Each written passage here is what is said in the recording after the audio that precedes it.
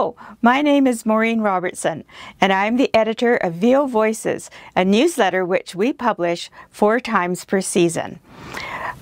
A number of years ago, Ed Easton and Florence Brown conceived the idea of bringing stories about Venture Out and its residents to our community, and they created VO Voices. Now, we are pleased to return to past issues and bring some of those stories to you on Channel 17 through our program, VO Voices Revisited on TV. Each program will feature 3 stories and will run for 1 week. The following week, we will present a new set of stories. We hope you enjoy this new programming feature of Channel 17. And now, on with the stories. Hi, my name is Jim Peterson. I'm here today to discuss an article from our history of Venture Out about some of our residents who have accomplished great things. I'd like to read from an article in our publication from several years ago titled "A Giant Walks Among Us." Our memories remain in the Venture Outlines of December 17, 1993 stated, "We are sad to report that Billy Odom of 111 Douglas passed away on December 8th after a lengthy illness. He will be truly missed." This terse statement closed the life story of one of the great silver artists of the Southwest.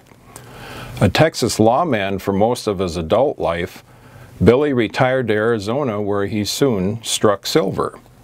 Within 3 years of beginning silversmithing, Bill was winning blue ribbons and best of show in jewelry and metalcraft categories. He would take a sheet of silver, cut and pound it into a mischievous Indian lad, a triumphant warrior, or a blizzard-fighting chief. Emotion blazed from each stroke of his carvings. While many of his works are in private collections, articles worth thousands of dollars were quietly displayed in the showcases of the Recreation Hall. Billy went his way quietly and unassumingly, but was a giant as a VO friend and as a silversmith.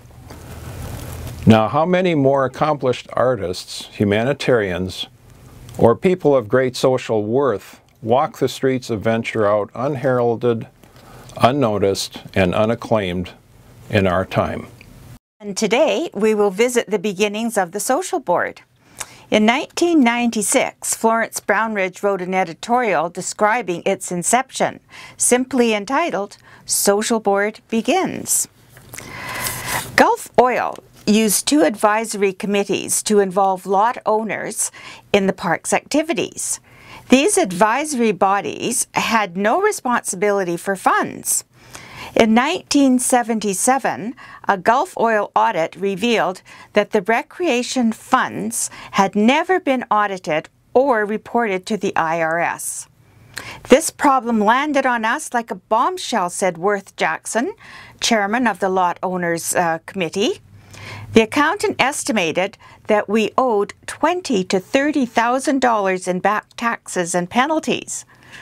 To correct the situation, Worth and Harvey Willoughby, president of the condo board, established a non-profit corporation, ordered an independent audit, and reported to the IRS, which then assessed no back taxes or penalties.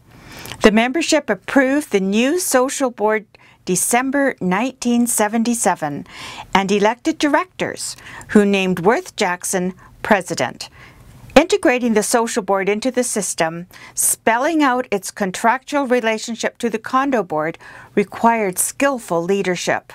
Unique to Venture Out, the system has served us well. We hope this provides some information in the background for you.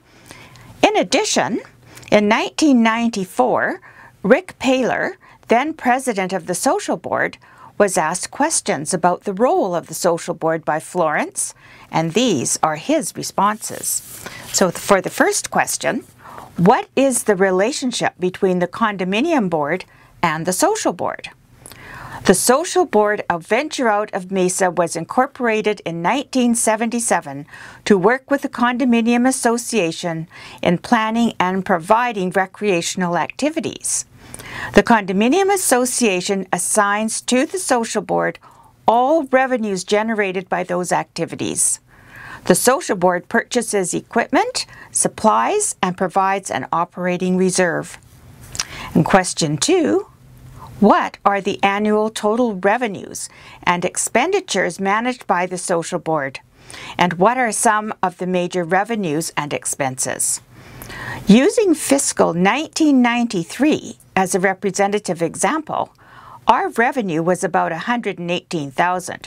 Well, it's far different today. Marcella Gibbs tells us it's more like 3 times that. Back then, club expenses were about $93,000, and our net gain was about $25,000. 14 of our clubs produced between $1,000 and $6,000 from fundraising projects. 17 activities provide over $1,000 each, with the non-residents attending our Friday night dances topping the list at $16,000, or 25% of our total. Other activities over $5,000 each are bingo, outside vendors, dance instructors, and travel commissions. Expenditures include pool lounges for about $17,000, a new printer, about $12,000, and approximately $15,000 for the Recreation Center remodeling.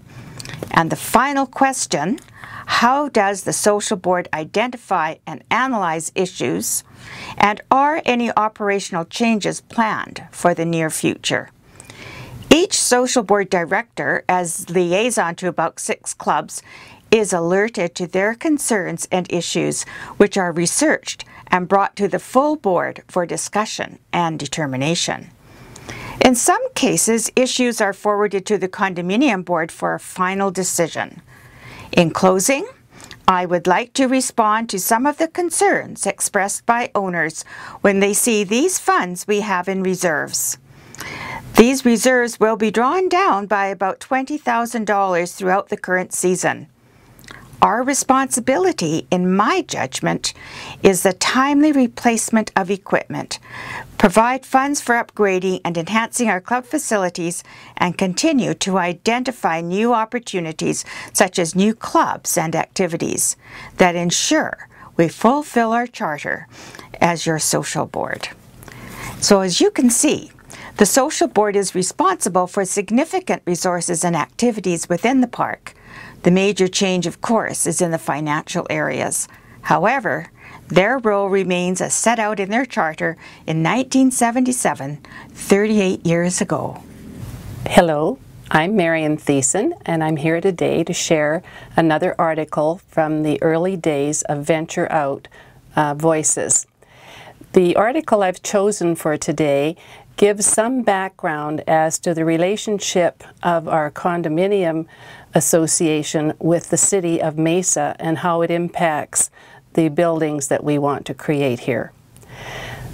This is Inspections Lead to New City Regulations and the Venture Out Submission.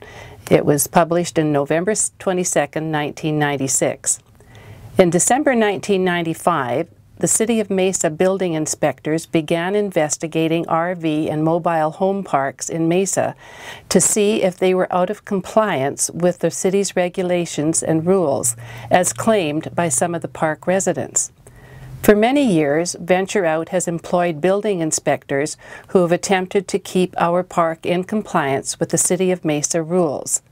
The manager at that time, Tom White, assured everyone, "We have never had a violation, citation, or reprimand in our history."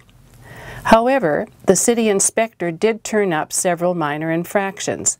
This led to a moratorium on building improvements until further negotiations evolved.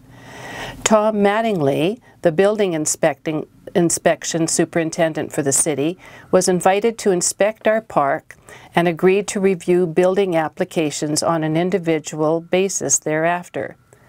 The East Valley RV Association, which includes all major parks in Mesa, had several meetings with Mattingly over the summer, and the City Council passed a new ordinance November 4th. One of their major concerns is fire hazards. Many of the new regulations pertain to fire retardant walls, distance between structures, placement of sheds, removal of doors and windows, etc. Venture Out is a unique case. It is a planned community development, and the shape of the lots, placed diagonally, makes some of the regulations unnecessary. The likelihood of fire is decreased because we do not have motor vehicles parked on our patios, and our buildings are largely constructed of metal. However, in several places within the park, shrubbery has overgrown so that it would be very difficult for fire crews to get through. The city asked Venture Out to prepare a submission outlining the variances desired. An open board meeting was held at the Oasis November the 11th to receive input for this. The requests discussed included 0 property lines on non-patio sides, 3 feet on patio sides, 3 to 5 feet rear setback areas accessible to fire crews between properties and exterior perimeter walls. This may require the trimming or removal of shrubbery in some areas. Not requiring use of fire retardant materials in construction. A board committee has prepared the submission and presented it to the city. It is assumed that present variances will be grandfathered. In the future, proposed additions and all plumbing, electrical, and mechanical changes shall require a city permit and must be approved before work begins. These requests must be approved first by Jerry Minnis, the Venture Out's building inspector. The city proposes to enforce severe penalties for violations. I found this article interesting in that there are ongoing challenges as we work with city regulations and rules, and these have changed, and have changed a great deal since 1996, but it's important to know there were issues back then too. Thank you for watching our show today. We hope you've learned something about our pieces of history of Venture Out and about some of the people who have lived here in the past. We look forward to bringing you more articles next week, so please stay tuned to Channel 17.